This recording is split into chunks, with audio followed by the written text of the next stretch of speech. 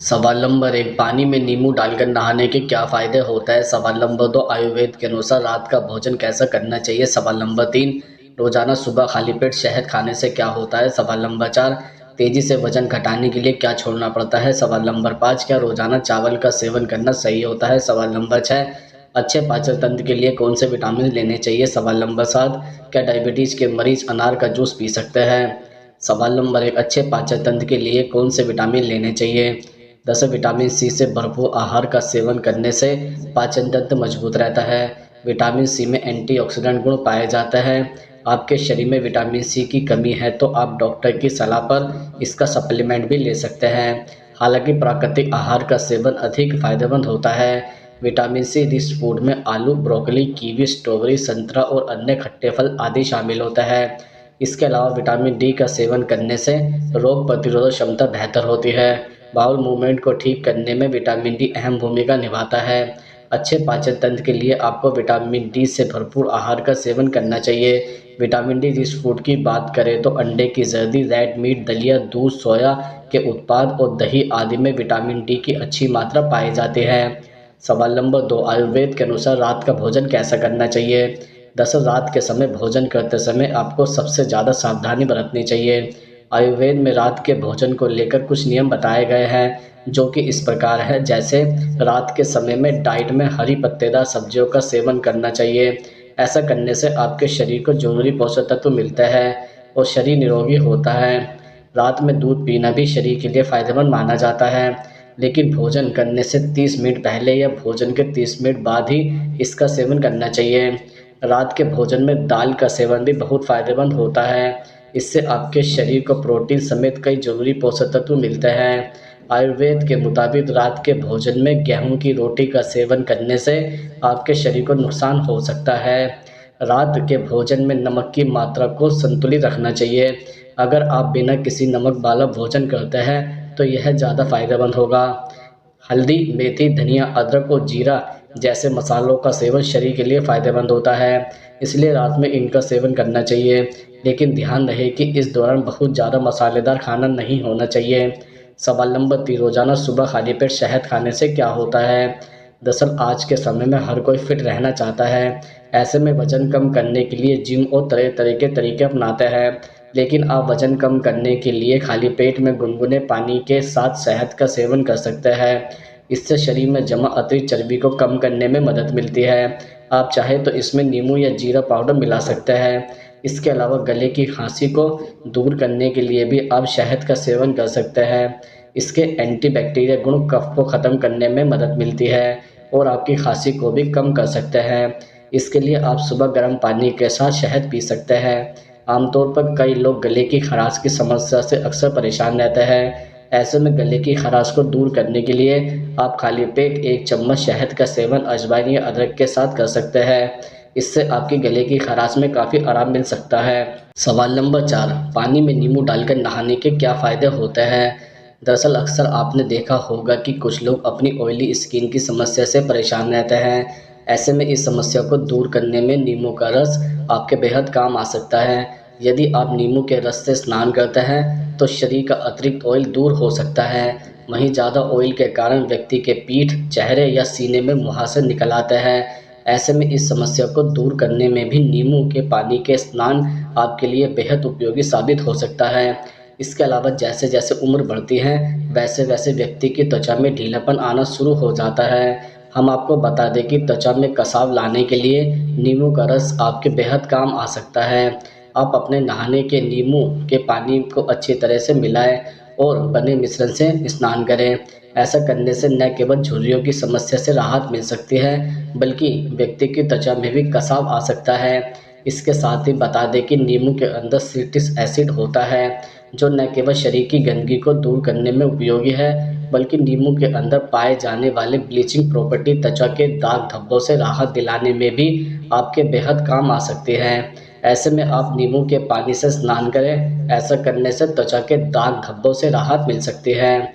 सवाल नंबर 5, दूध में मखाना डालकर पीने के क्या फ़ायदे होते हैं?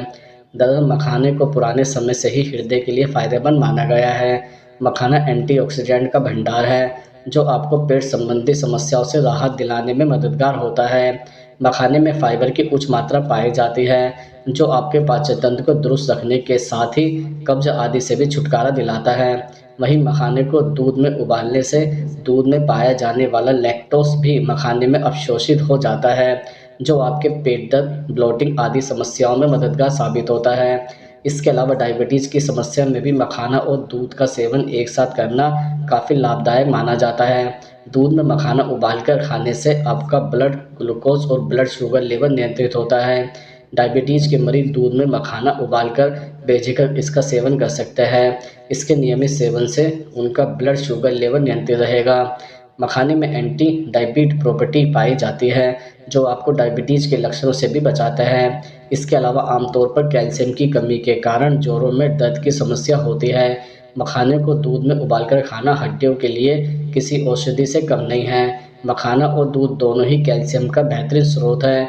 दोनों ही एंटी इन्फ्लेमेटरी प्रॉपर्टीज से भरपूर होता है, जो आपके जोड़ों के दर्द और सूजन आदि की समस्या में काफ़ी प्रभावशाली माना जाता है। सवाल नंबर 5, क्या डायबिटीज़ के मरीज अनार का जूस पी सकते हैं? दरअसल अनार खाने से शरीर को काफ़ी पोषक तत्व मिलते हैं। अनार के बीज इंसुलिन सेंसिटिविटी को कम करते हैं, जिस कारण शरीर में रक्त शर्करा की मात्रा कंट्रोल में रहती है।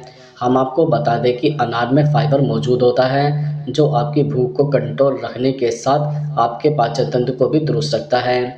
इसलिए आप चाहे तो साबुत अनार खा सकते हैं, लेकिन अनार का जूस बनाने पर बीज और फाइबर दोनों बाहर निकल जाते हैं। इसलिए यह डायबिटीज़ मरीजों के लिए बहुत फ़ायदेमंद नहीं होगा। हालांकि आप अनार के जूस का थोड़ी मात्रा में सेवन करते हैं तो आपको कोई नुकसान नहीं होगा, मगर ज़्यादा मात्रा में इसे पीना आपके ब्लड शुगर को बढ़ा सकता है। ध्यान रखें, जब भी अनार के जूस का सेवन करें, अपने डॉक्टर से सलाह अवश्य लें। जूस का सेवन करते समय इसकी मात्रा का विशेष रूप से ध्यान रखें। सवाल नंबर 6, क्या रोज़ाना चावल का सेवन करना सही होता है? दरअसल चावल हमारी थाली का अहम हिस्सा है, जिसका सेवन हम सभी करते हैं। छोले चावल, राजमा चावल, कढ़ी चावल ज़्यादातर लोगों को खाना पसंद है। चावल बॉडी की वीकनेस को दूर करता है। कैल्शियम से भरपूर चावल का सेवन करने से हड्डियां मजबूत होती है। फाइबर रिच फूड चावल का सेवन करने से वजन कंट्रोल में रहता है। हर दिन सीमित मात्रा में चावल का सेवन करने से बैड कोलेस्ट्रॉल कंट्रोल में रहता है। चावल का सीमित मात्रा में सेवन करने के लिए उपयोगी है, लेकिन उसका अधिक सेवन आपको बीमार भी बना सकता है। बहुत अधिक चावल खाने से मेटाबॉलिज्म से जुड़े सिंड्रोम और बीमारियां हो सकती हैं। आप चावल के शौकीन हैं तो आप हर दिन चावल तो खा सकते हैं, लेकिन सीमित मात्रा में। चावल का अधिक सेवन करने से डायबिटीज़, मोटापा, शुगर और पेट में गैस बनने की परेशानी हो सकती है। डायबिटीज़ के मरीजों के लिए चावल का सेवन उनकी परेशानी को बढ़ा सकता है। चावल का अधिक सेवन करने से ब्लड में शुगर का स्तर तेज़ी से बढ़ सकता है। डायबिटीज़ के मरीज रोज़ाना चावल का सेवन करते हैं तो उन्हें उससे परहेज करना चाहिए। चावल का ग्लाइसेमिक इंडेक्स हाई होता है, जो ब्लड में शुगर का स्तर तेज़ी से बढ़ाता है। चावल में मौजूद कार्बोहाइड्रेट्स और कैलोरी ब्लड में शुगर का स्तर तेज़ी से बढ़ाने में असरदार है। एक अध्ययन के मुताबिक जो लोग ज़्यादा चावल खाते हैं, उनमें टाइप 2 डायबिटीज़ होने का खतरा अधिक रहता है। हेल्थ एक्सपर्ट के मुताबिक जो लोग डायबिटीज़ के शिकार हैं, वो चावल से परहेज नहीं करें, बल्कि चावल का बेहद कम सेवन करें। सवाल नंबर 7, तेज़ी से वजन घटाने के लिए क्या छोड़ना पड़ता है? दरअसल वजन घटाने की शुरुआत सुबह उठते ही कर देनी चाहिए, क्योंकि इसका असर दिन भर देखने को मिलेगा। सुबह के वक्त जिन लोगों को पूड़ी, सब्जी, पराठे या कोई और ऑयली फूड खाने की आदत है, तो उसे आज ही बदल डालें। इसकी वजह ताज़ा फल या किसी और हेल्दी डाइट का सेवन शुरू करें। इससे शरीर में फैट कम होने लगेगा और 1 महीने के भीतर ही इसका असर दिख पाएगा। इसके अलावा भारत में ज़्यादातर लोगों को सुबह से लेकर शाम तक कई बार दूध और चीनी की चाय पीना पसंद है, लेकिन इससे वजन बढ़ने लगता है। ऐसे में ग्रीन टी का सेवन करें, तभी शरीर में मनचाहा बदलाव आएगा। इसके साथ ही फल खाने के कई तरीके हो सकते हैं। आप इसे पूरा खा सकते हैं या फिर जूस निकाल कर पीना चाहिए।